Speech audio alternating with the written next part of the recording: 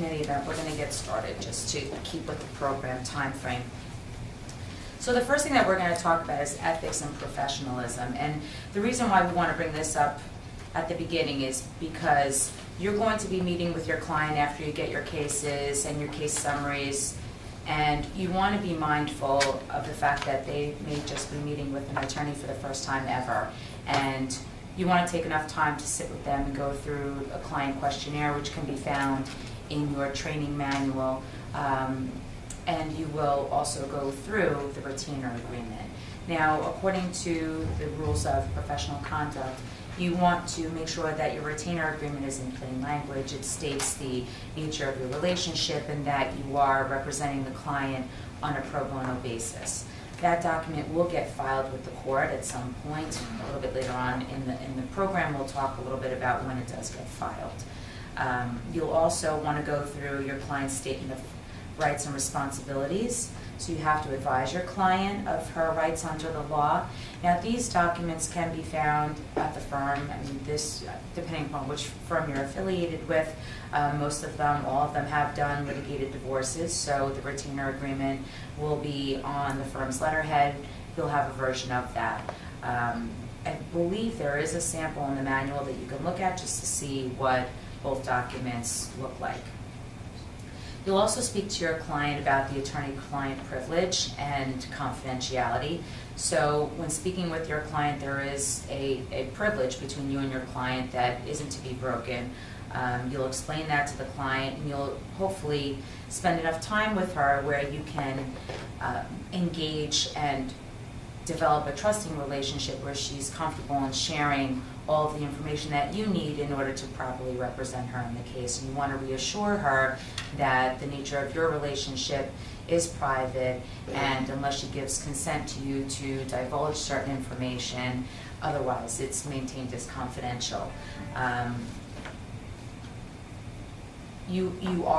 There is a duty to warn or a duty to disclose certain information if your client is going to commit some kind of crime to herself or to others. So you do have a responsibility to then disclose that.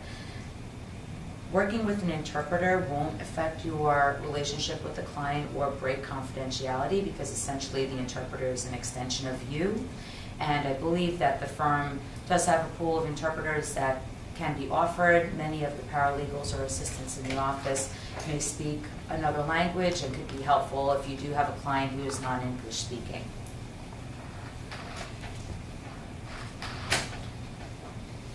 So just getting into when we first screen a client or meet with a client, we screen her for residency. So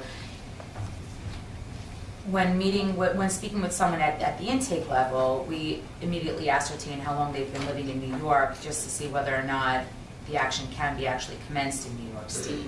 And we look to see whether or not that client satisfies certain requirements. Most of the clients that we work with have lived here for a period of 2 years or more. This is straight CPLR 230, so if you want to review that, but you really don't have to, because again, the assessing attorney who speaks to the client after the intake is done will make those assessments and determine whether or not she's a viable client proper for placement.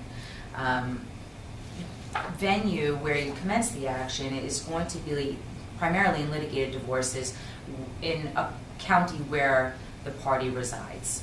In our uncontested cases, it's a little bit different, but in litigated cases, CPLR 509 is something that is not really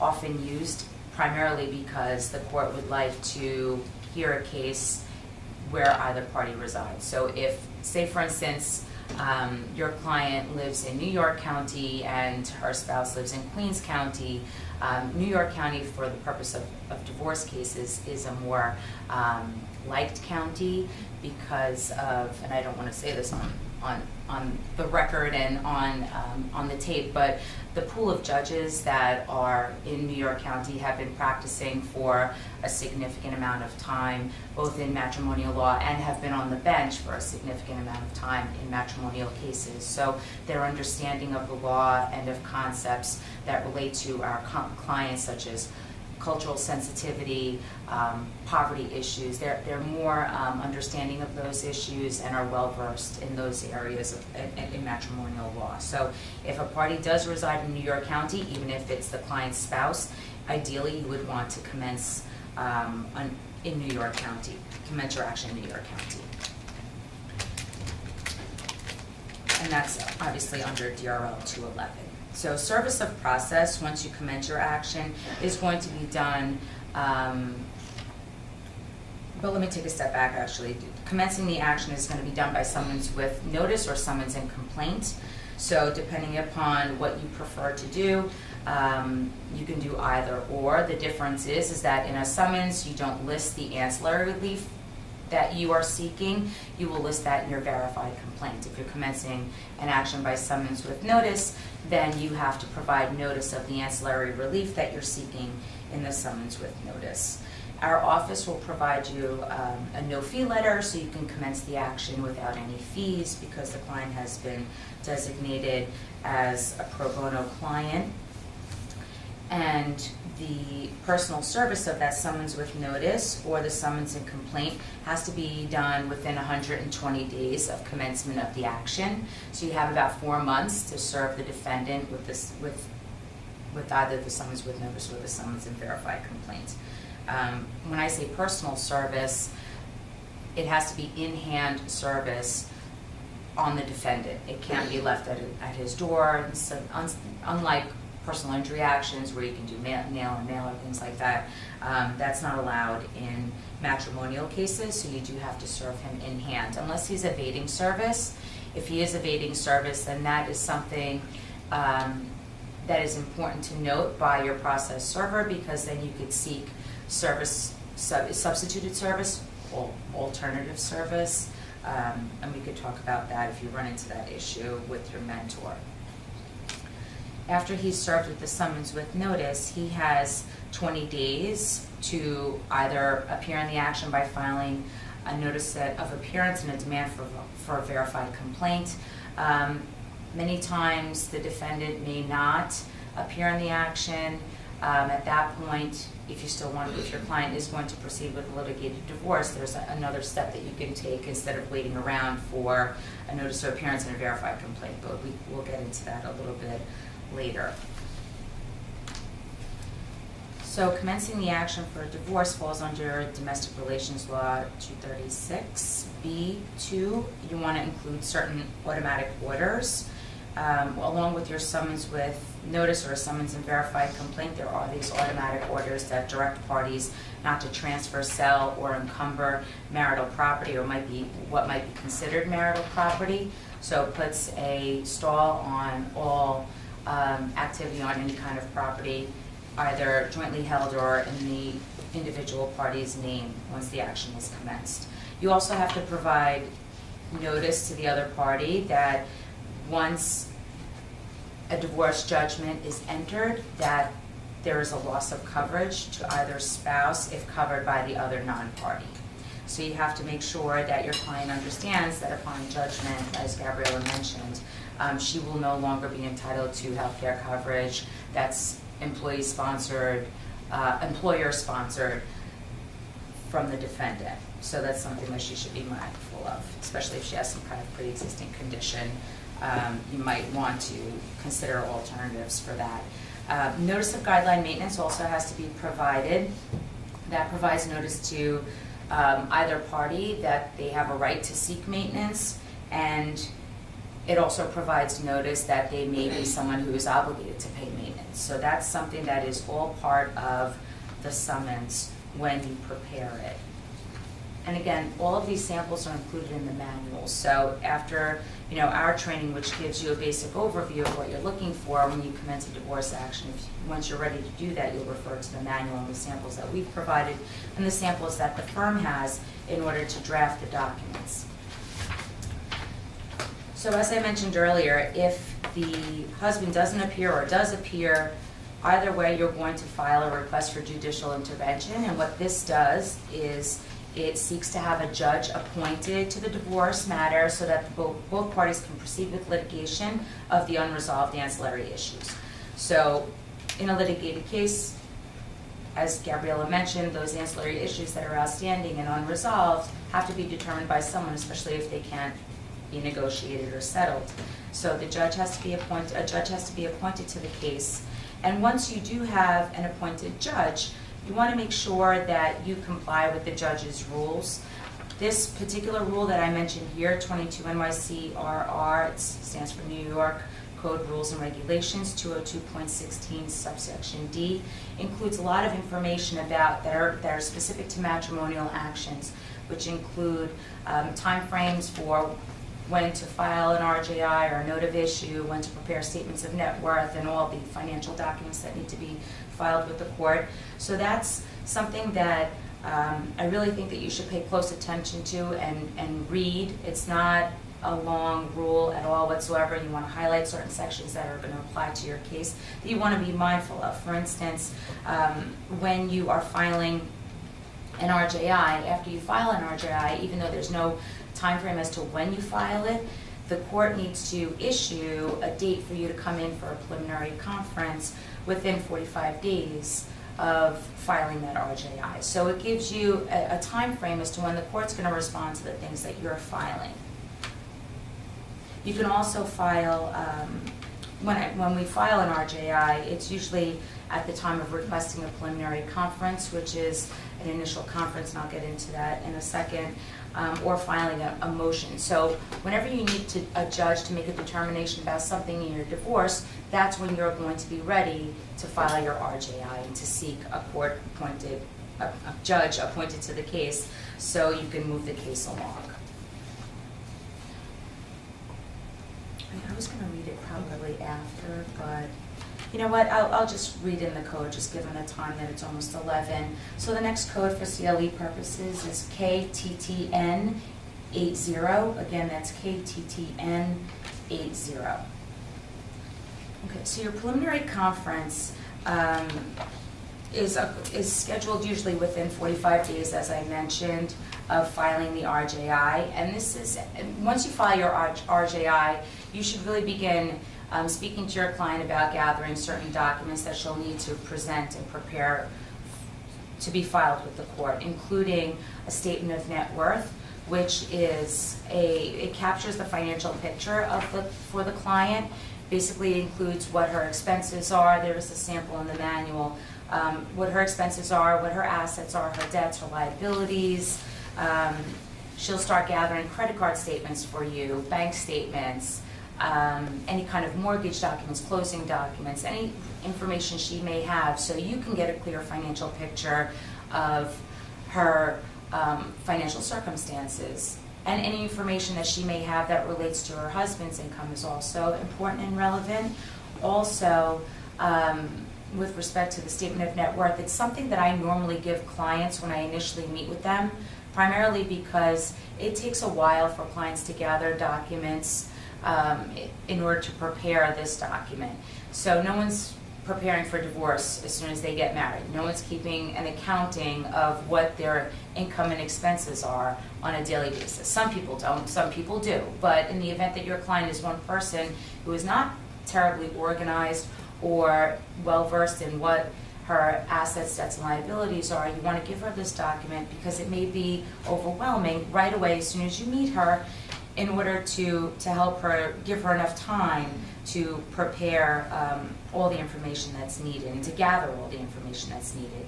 She'll also need pay stubs and W-2 forms and tax returns, which are easily accessible, but if she does need to gather bank statements or credit card statements, that may take some time and could be overwhelming when she first meets with you to see that she needs to get all this documentation. But if you reassure her that she has plenty of time, at least a month, to gather all of it, sometimes it is a little bit more helpful and puts her at ease. And I just want to interject a second, because we come across clients all the time who don't understand why they have to cough up all this information. When they say, well, I don't have anything, and I'm just asking for the maintenance or the distribution from the other side. When you file for divorce, you're opening up your financial situation to the court, and there's compulsory, extensive financial discovery for both sides. So the quicker the client understands that, I think the better. Absolutely. And oftentimes the client may have no idea of what some of the expenses are, primarily because the husband who's the defendant has been the primary wage earner or the primary person responsible for making all the payments on the household bills, the credit cards, the mortgage payments. So she may be completely in the dark, and that's okay. You can just include on that statement of net worth that the assets, debts, or liabilities shall be subject to determination once we can get information from the husband.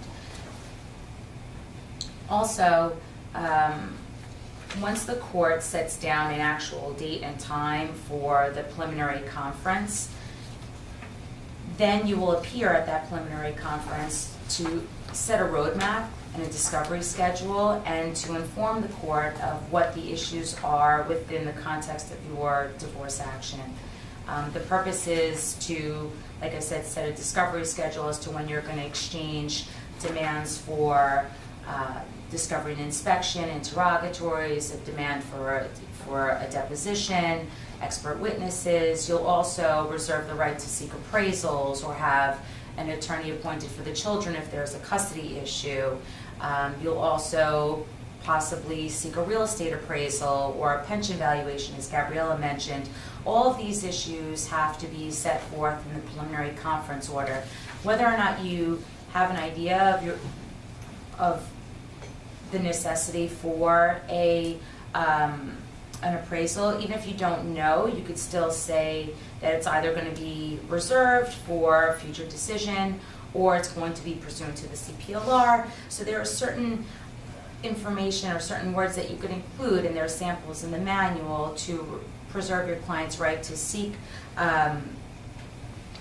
appraisals or any kind of other information you don't have at your fingertips at that point later on.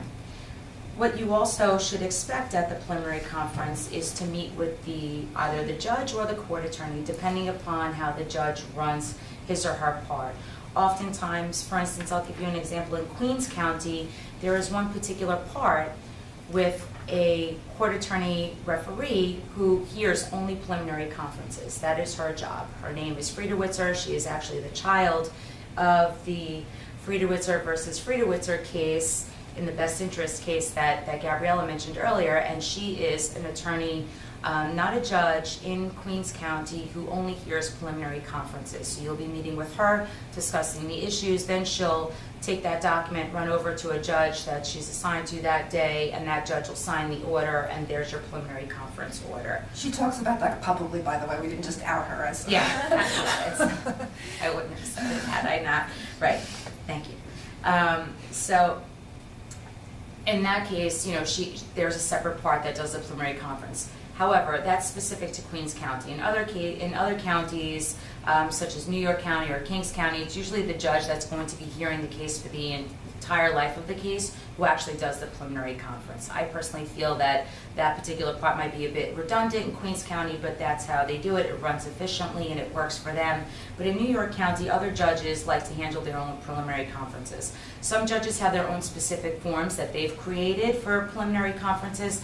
Other judges use the form that you could find on the court's website. That's also included in your manual. So depending upon the judge, once you find out who the judge is, you might want to read up on the judge a little bit, read the judge's rules, so you have an idea of what to expect. Oftentimes, I even suggest going into the judge's part on a day when you're not supposed to be there, just to get a sense of how the judge is running his or her courtroom, get yourself familiar with the forms that are in the judge's part. Oftentimes, when you walk in, a judge will have tables before you actually walk into the well, where you approach the bench.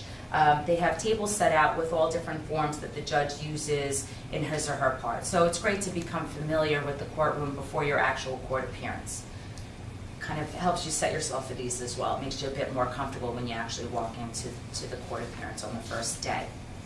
I think that's really excellent advice, and to the extent that you have the time to do that, going into the judge's part before you yourself go in there can be invaluable, because the client doesn't know anything right? So if you know something more than your client, that's the best situation. I also want to point out, Diane, I didn't mean to interrupt, but there's a new preliminary conference form has recently been promulgated, or the order, and it makes it much more clear that what you put down in the PC order as being unresolved or resolved, you're going to have to stick to that. So it makes it very, very clear that if you say that something is resolved, you can't go back 3 months later and say, oh, I actually meant that was unresolved. You're going to be stuck to what you indicate is resolved or unresolved. Was this from March? Yeah, it was just. Okay, so it should be included in your manual. I mean, that's something that, I mean, there was always this check-a-box for resolved and unresolved. It was always included in the PC form. However, depending upon the judge, they were sort of lenient with those issues, particularly if you had a pro se litigant at the time, a pro se defendant on the other side who was completing the form at the time of the preliminary conference, which may happen in your case, and now has later signed on with an attorney and now has representation. So oftentimes the court may be a little bit lax with focusing on those issues that were resolved or unresolved at the beginning and now have changed. So that is a good point. Also at the preliminary conference, you'll be dealing with issues of any pendente litigated issues, and these are issues that are issues that must be resolved during the pendency of the case and have an urgent or emergency need. For instance, like financial assistance for the child or spousal support for the client, or demanding that the husband maintain the status quo of the household and continue paying certain bills. Oftentimes what happens to our clients is that the husband will move out and then believe that he's no longer, and if he was the primary wage earner, then he no longer believes that he has to continue paying the household bills because he's moved out. Well, that's not the way the law sees it. In fact, if he was the primary wage earner, he is going to still be responsible for maintaining the household status quo or the pre-separation standard of living, even though he's moved out of the home. So that's something that your client may come to you with and say, well, now I can't pay the bills, I have no support. So you will be seeking pendente relief for financial assistance or exclusive occupancy of the home, which will help prevent him from coming back into the home. She may want an order of protection. That's not something that you have to separately seek relief for in the family court, which here's a lot of order of protection cases. You can seek an order of protection in the Supreme Court in this type of pendente lite motion. And you can also seek child custody. Typically it's not granted without a hearing unless there are some kind of emergency circumstances. The court will want to hear from both parties before it makes a temporary determination about custody. Otherwise, it'll just, the court will just say in your orders, when you file an order to show cause, which I'll talk to you about in a minute, which is your vehicle for asking for pendente lite relief. If you ask for custody and visitation, the court will just set that matter down for a hearing. Typically, it won't make a determination about custody or visitation on the paperwork that's submitted by either party. You can also seek to consolidate any pending family court actions. So many times clients come to us and there's a child support case and a custody and visitation case going on in family court that haven't been heard yet by the family court. If that's the case, then you might want to start a divorce action because it's going that route anyway, and why not deal with all the issues in one courthouse as opposed to litigating in two separate courthouses. You would then file a consolidation of the family court matters with the Supreme Court action and then deal with all of those issues within the context of the divorce. And that's actually one thing I forgot to mention before. New York has a little bit of a strange bifurcated court system. So we have a family court and a Supreme Court. And in the family court, you can address issues of custody, visitation, child support, orders of protection, other things like juvenile delinquency, abuse and neglect. What the family court doesn't cover is divorce. So you can go to family court as a married couple and ask the court to decide custody, visitation, and child support, or you can go into the Supreme Court and have it all done at once, because the Supreme Court is the only court that can address divorce in the state of New York. So there are two ways also for seeking this type of pendente lite relief. You can do it either before the preliminary conference, if your client comes to you with this urgent need saying that she can't pay her bills, she has no financial support, and she needs immediate help. You could do it before the preliminary conference, because you don't want to wait until the preliminary conference, which could be 2 months from when you first file the ask or the request for the preliminary conference. So you might start it a bit more aggressively that way. You can also start, you can also ask for this emergency relief before you even file the summons with notice or the summons in complaint. You could actually start, you can actually ask for this relief simultaneously with the commencement of the action. That's the most aggressive approach.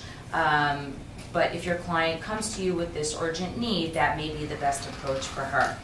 If not, you could take a less aggressive approach and then wait until the preliminary conference to see if both parties can come to some resolution on their own for temporary maintenance or temporary child support. And then if not, if you can't come to some resolution at that point, then you'll file your application for this pendente emergency relief for your client. So again, back to 22 NYCRR 202.16, this provides the time frame for the pendente lite relief and when you're seeking it. It also requires you to file it by order to show cause. An order to show cause is a type of application. You may have heard this term before, you may haven't. There are two ways of applying to the court to ask the court to do something for you, and that's either by order to show cause, which when the court sees that, the court knows that that particular request is of urgent need or an emergency. Or you can file by a notice of motion, which allows you to set your own return date for the motion to be heard. It's less urgent. It's usually a motion, a vehicle or an application that's used in a discovery motion. So it's not as urgent as a pendente lite order to show cause. Also, for an order to show cause, you may be seeking a temporary restraining order or some kind of stay in the action. If you're doing that, then you have to provide notice to your adversary as to the date, time, and place that you are going to file your order to show cause.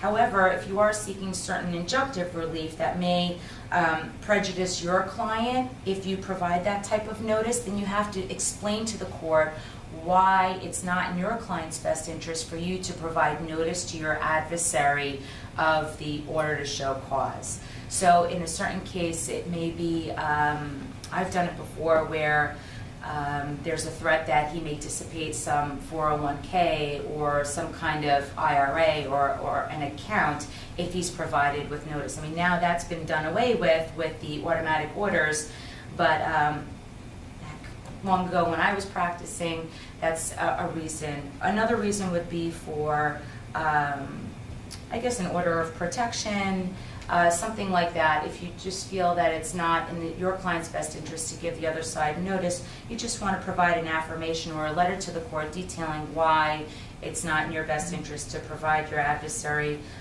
with this notice requirement. And there's definitely, there could be safety concerns. So if you broadcast the fact, that you're about to go in for an order of protection, that could put the client at risk. Right. So your components for this order to show cause for pendente lite relief will include the order to show cause. It's a simple page. You'll find that in your manual. It's the order page that the judge signs off on, setting forth the date and time and type of service requirements for how the motion is going to be served upon your adversary. One of the most important parts of the order to show cause is also the client affidavit.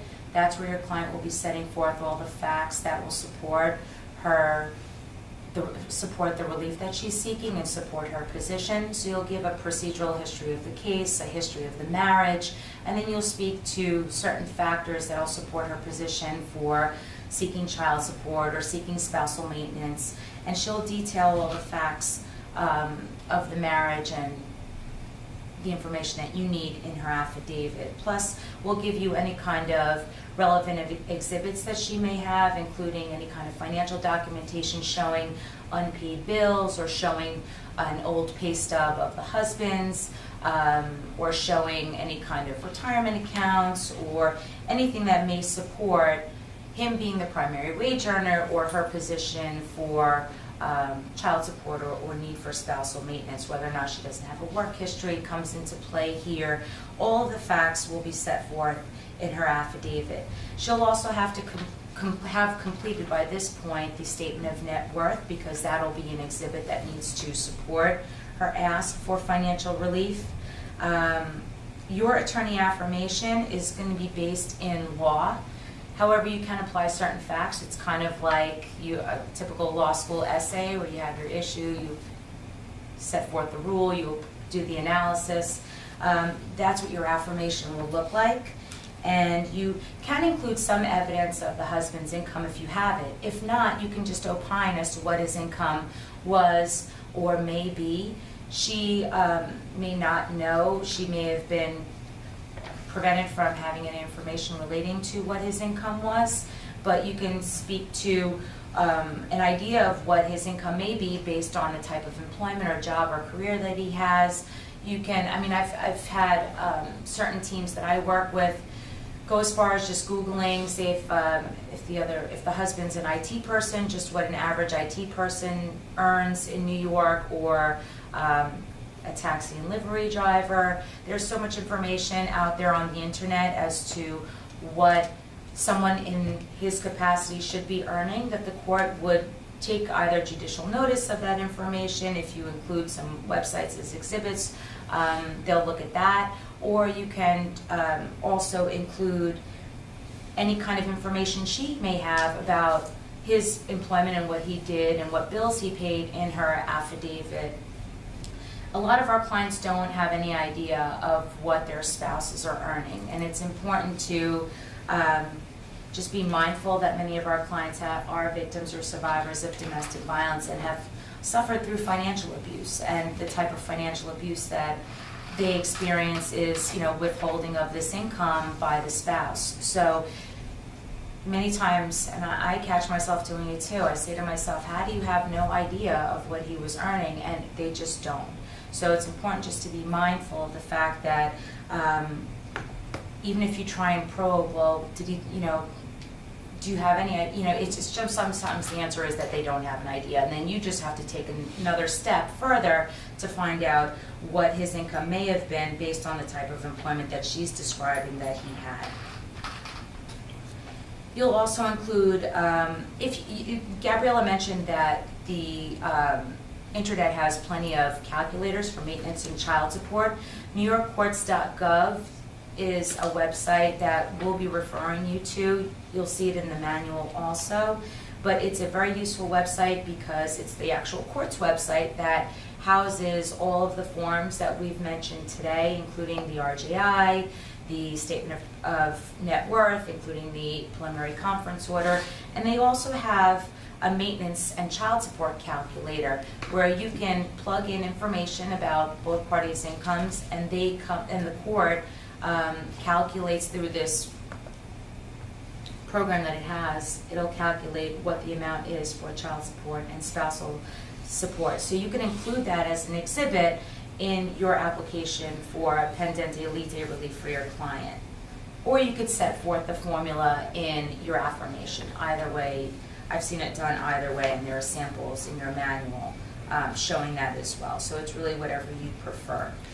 And also, I think that some of the judges now are putting in their rules that they want you to append the results from the calculator printout. So just that's another one of the instances where a particular judge might have a particular rule that's going to affect you. So as soon as you find out who your judge is, definitely look at the judge's rules. Oftentimes also the judge's rules are not found on the court's website. You may actually have to go to the part and get the judge's rules, and your managing attorney's office can do that for you. Or if you decide to do a court tour or a tour of the judge's courtroom, you can most certainly pick up the judge's rules in the courtroom.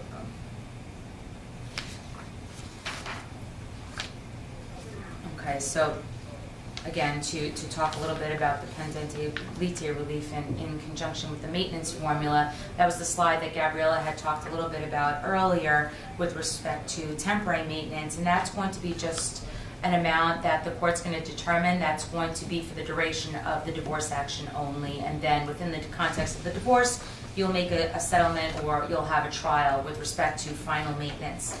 So the formula really streamlines the pendente lite process. It makes it a little bit simple for judges as well as practitioners as to what the amount's going to be. It's also helpful to clients because it gives them a sense of what they're going to be receiving on a monthly basis from their spouse. Creates consistency, some predictability and fairness. But what you also have to take into consideration are the factual circumstances of your clients. So Gabriella mentioned earlier that the court can rely on certain factors in order to deviate from the maintenance formula. So I suggest that if your client does talk about one of the factors that are listed in the statute, and I think that you should review the statute before you make this type of application, that you see whether or not the court will deviate or that there's a likelihood that the court's going to deviate in your case, and just be mindful of that and just have a discussion with the client about it so you can set guidelines for her or to help her be reasonable and understand what she is more likely than not going to receive from the court. It's a way to manage her expectations. The court is going to look at income up to $178,000, and that recently changed once the law was enacted. It was at $175,000, and now the court looks at income up to $178,000 for setting forth what amount's going to be for spousal maintenance and child support.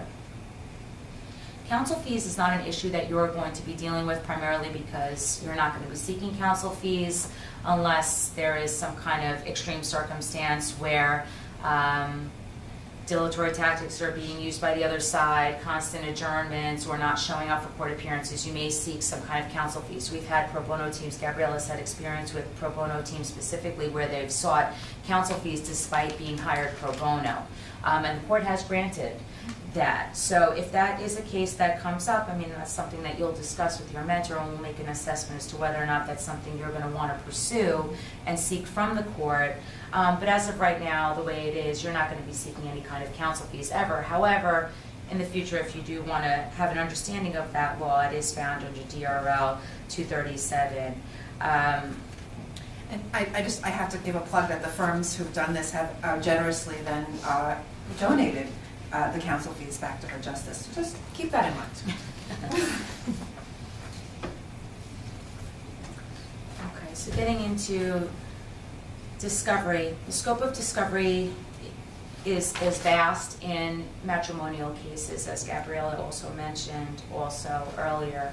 There is mandatory financial discovery in matrimonial cases. Full disclosure, it can go back as far as 5 years. Typically, you look back about 3 years, but depending upon the length of the marriage, you can go back further than 5 years. So you want to bear that in mind when you are assessing your case. You want to see how long the length of the marriage is, and that'll help you make a determination as to how much financial discovery you will be seeking. You are not permitted to seek you're not permitted to seek discovery relating to grounds, as Gabriella mentioned earlier. Grounds is not something that, most of your cases, many of your clients are going to be seeking irretrievable breakdown. So because there is no issue of fault under that ground, you won't have to seek any kind of discovery into it, but in any event, you're not allowed. With respect to custody and visitation, the court may allow certain discovery, but it's something that you have to seek permission from the court to do. So if there is a mental condition of either parent that's concerning, or if one of the parties has put some kind of medical condition in issue, then you may want to do some discovery on that issue. And again, without leave of court, you're not going to be able to do that type of discovery, and it'll be very, very limited, if anything. And usually downstate, you really don't get any kind of discovery with custody and visitation issues. I think in the third department, or the fourth department, the departments differ. Third and fourth. The third and fourth department, which are upstate New York, allow for discovery in custody and visitation cases, so very different than downstate. Your discovery devices are set forth here, so a statement of net worth is going to be your most important document that you want to make sure that after your client completes it, that you go through it line by line, word by word, to make sure that it's accurate. Because that's the financial picture that you're going to be portraying to the court. You want to make sure that she hasn't inflated any expenses or deflated any expenses in hopes of gaining or more. So you want to be as accurate as possible. And again, you have to remember that you are, or someone from the firm is going to be notarizing that document and certifying that document as not being frivolous. So it's very important that all the information that's contained in that document is accurate. And if at any point there was a mistake made, you can always update the statement of net worth. I don't want you to label it as amending the statement of net worth. Updating the statement of net worth is more appropriate after you get more information from your client. If she just included a certain number and you included that number and you have to update it later, that's fine. However, if she's uncertain about something, I'd rather you put in to be determined or subject to appraisal as opposed to limiting your client to a certain amount, because why update it? Just leave it vague and it could be determined later on throughout the divorce action. Notices for discovery and inspection, very useful tools if they're ever responded to. It's a reality of these cases. A lot of times when you do have either pro se litigants or even your adversaries, they for some reason have a hard time responding to many of our discovery devices, whether it be because their client is being recalcitrant and they're not providing the documents or the information, or because your adversary is just behind the 8 ball a bit and is not providing the documents that you need. At that point, if you're not getting the documents that you need and you know that the husband, because he's exchanged a statement of net worth with you, has a bank account with Bank of America or Chase, you can easily subpoena those bank records yourself. You, as attorneys and soon-to-be attorneys, have the ability to serve subpoenas on these financial institutions in order to gain the information that he's withholding. However, when you do send a subpoena, you want to make sure that the firm is not representing the bank, or even if the firm is representing the bank, as long as you make clear to Bank of America what the purpose of the subpoena is, then the Bank of America shouldn't have a problem with accepting the subpoena and complying with it, because you're not essentially wanting to gain information from Bank of America relating to Bank of America. You're doing it to you're serving it in order to get information about one of Bank of America's clients. So once that's made clear to the financial institution, compliance with the subpoena should be fine. But oftentimes when they see a subpoena and they see your firm's name and they say, hey, what's going on here, they get very confused and they give a little bit of pushback with responding to the subpoena by providing documents until they actually speak with someone from the firm and understand it a bit. Interrogatories, again, oftentimes are not responded to. When they are not responded to, I always say serve a demand for a deposition.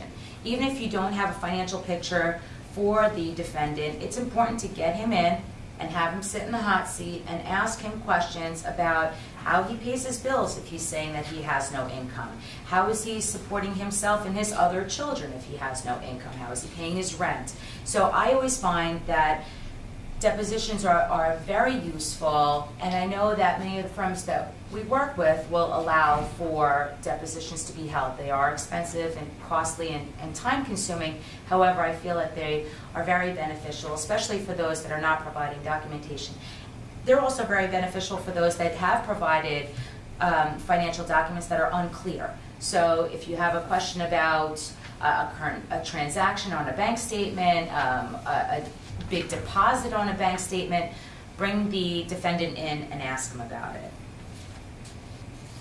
Authorizations, again, can be signed. I know I'm always going over time, but authorizations, just to take a quick step back, you could always bring these to court appearances. Again, if he hasn't provided information relating to his pension, IRA, stocks, bonds, whatever he has, you can provide an authorization for him to sign, and I find it very useful to bring it with you to the court appearance, because once the court sees that you have it, the court is more likely than not going to force him or encourage him to sign off on that authorization, so you can get the information that you need.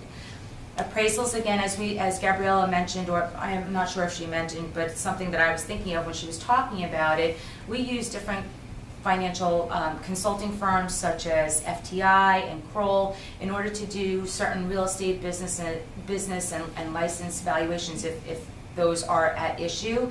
We also use actuaries from Lexington Pension Consultants to value pensions and appraise them. So if you do have one of these issues, speak to your mentor about it, and then we can connect you with the right valuator to make a determination about that asset. Real estate assets are usually valued closer to trial date just because of the fluctuating market as well as it's a passive asset. So active assets like stocks and bonds are usually, and 401ks are valued at the time of commencement of the So action. this is not the appraisals, those are for the purposes of filling out a financial disclosure form, or does that come later in terms of? So the question is whether or not the appraisals are needed for completing the financial appraisal form. The statement of net worth is what I'm assuming you're Right, referring yeah. to? Yeah. No, you don't need those. Again, because your client's not going to know the value of her house at the time she's completing the statement of net worth, you could just put in to be determined or subject to appraisal to just complete that section. I mean, It's a great rarely, question. rarely they might have been a recent appraisal. I mean, so then you would have her actual value. But I think Diane's right, and if you don't have the value, just put TBD or subject to appraisal. Yeah, because many clients come to us and say, oh, the house up the block sold for $450, so I think that mine might be valued the same. It's still not an accurate reflection because that house might have more square footage or whatever, so you want to just make sure that you just note that it's going to be subject to future determination. So these are the other discovery motions that are useful if the defendant hasn't provided any kind of compliance with discovery. Oftentimes I say to bring up these issues to the court first before filing any type of motion practice. Oftentimes the court can help resolve discovery problems at the compliance conference. At the compliance conference, which is usually set about 60 days after your preliminary conference date to give you some time to exchange documentation, you can the court will bring you back in to get an idea of how far you've progressed in the divorce matter and whether or not any kind of issues have been resolved, any kind of discovery issues are outstanding, and that's when you'll talk to the court about whether or not he's provided documents, hasn't provided documents. The court can issue an order demanding that he provide documents by a certain date, and if that date comes and goes, then you should file a motion for any kind of discovery that you're seeking, whether or not it to be compelling him to produce the documents or precluding him to produce the documents at the time of trial. You'll also talk to the court about settlement negotiations. Many times these compliance conferences are not held with the judge, they're held with the judge's court attorney. And I didn't talk a little bit about the players in the courtroom, but that's something that your mentor can go through with you. But typically you have your court officer, a court clerk, a court attorney. The court attorney usually gets an idea of what's going on in your case and then goes back in chambers and talks to the judge about what the outstanding issues are and how far you've progressed in settling or not settling the case. At your pretrial conference, I mean, this seems just by the PowerPoint that this happens quickly. It doesn't. You'll have multiple compliance conferences before you get to the pretrial conference stage. But at the pretrial conference, you'll have to serve and file your note of issue. Your note of issue is a document that certifies the case is ready for trial. Typically, again, you have to look to the judge's rules, but typically the note of issue, along with a statement of proposed disposition, which is your client's wish list of how she wants the outcome of the case to be, will have to be filed about 30 days before your pretrial conference. Again, some judges will do that, other judges, have a different take on when things are going to be filed in his or her courtroom. So just looking at the judge's rules, again, is very important. So when you're completing your statement of proposed disposition, similar to the statement of net worth, but amplified, here you're looking to make your client's claim of what she's going to be asking for at trial. So if she's asking for final maintenance in the amount of 10 years, you're going to include that there. You're also going to include her ask for custody and a possible visitation schedule if she's willing to, or if the facts of the case allow for reasonable visitation. You'll also have to file reports, expert witness reports. Those are typically filed 60 days before the trial date. And you have to serve it upon your adversary about 30 days before the trial date. Again, I know I'm throwing out all of these timeframes, but they're in your manual. They're also in 22 NYCRR 202.16. So it's very important that you refer back to that if you are coming up on a pretrial conference date. The updated statement of net worth is also something that's going to have to be filed. So because these cases do have a long lifeline, you may have to update your client's net worth statement. She may have gotten a job during the pendency of the case. Her circumstances may have changed, so you want to make sure that you provide the court with the most recent information before trial. Oftentimes, courts will have you come in to mark pleadings and exhibits of what you're going to be introducing into evidence prior to the trial date, just to make the trial more expeditious and run more efficiently. Again, that also depends on the part. And again, other documents that are required by the pretrial order. Some judges issue their own pretrial order, and it'll include compliance dates as to when you have to file those documents by. A lot of our judges in Bronx County do require those pretrial orders, or a version of them. So at the pretrial conference, we always say be prepared to settle.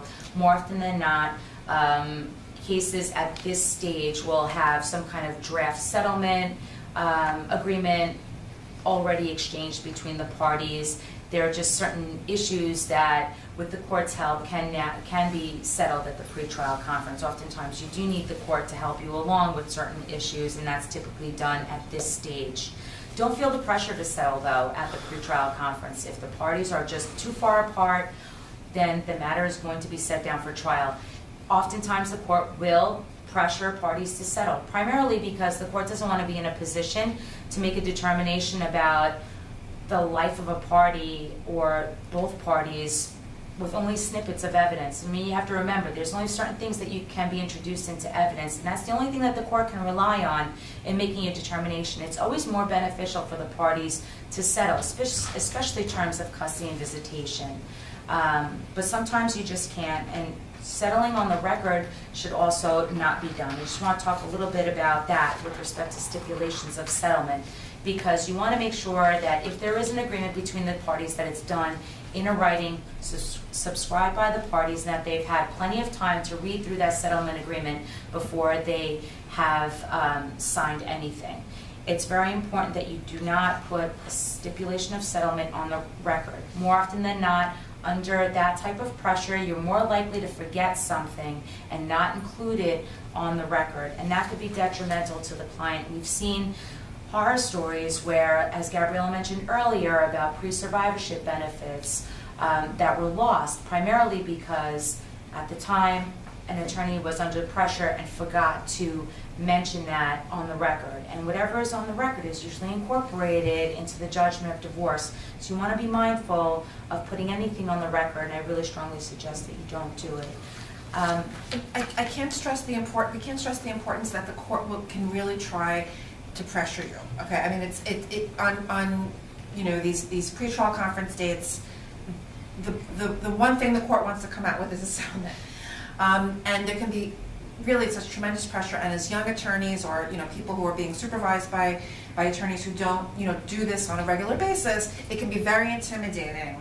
But we really implore you to sort of stick with it, and if you don't feel that you're ready to settle, that you shouldn't settle just because the court is putting pressure on you. Yeah, I mean, certain judges are very intimidating. Oftentimes, when I was in private practice, I would walk around with a full 70-page stipulation that included every clause, any kind of section that I needed in case I was under that terrible pressure of putting something on the record. So I had this master stip with me in my wheelie, and if I was under the gun and put in a position where I had to settle a case on the record, at least I had that document that helped remind me of certain provisions or clauses that were beneficial to my client that I could incorporate.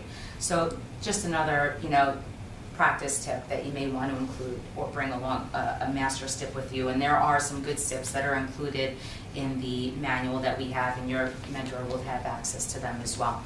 So after our stipulation is signed, the court will have an inquest, and that is where one party it's usually the plaintiff, if the plaintiff's taking the divorce and you're not proceeding on the defendant's counterclaim for divorce, will be on the record, and then the court will, well, you will ask questions of your client if she's the plaintiff as to jurisdiction and components of the divorce and the relief and the grounds that are sought, and then you'll make certain applications to the court that the pleadings conform to the proof in this, and we'll go through all of that. We have scripts for you to use if there is an inquest. However, if you do have to go to trial, then we make sure that we try to remind you as best as we can to give yourself plenty of time to prepare witnesses, prepare expert reports, understand that there is a lot of time that needs to be put into preparing for trial, especially going through direct examination of your client, cross-examination of your client to make sure that she can withstand being asked questions on the stand, and that she answers questions appropriately. However, if the case does, either way, if the case goes to trial or settles, you'll still have a final documents checklist, which again is included in your manual, of final documents that need to be submitted to the court to allow the court or the judge to sign off on the judgment of divorce. If there is a trial, or if you put certain terms on the record, you should get a transcript of those proceedings. You want to make sure that before the court reporter leaves the room, you make sure you get her card or his card so you can connect with them later on to get a transcript of the proceeding.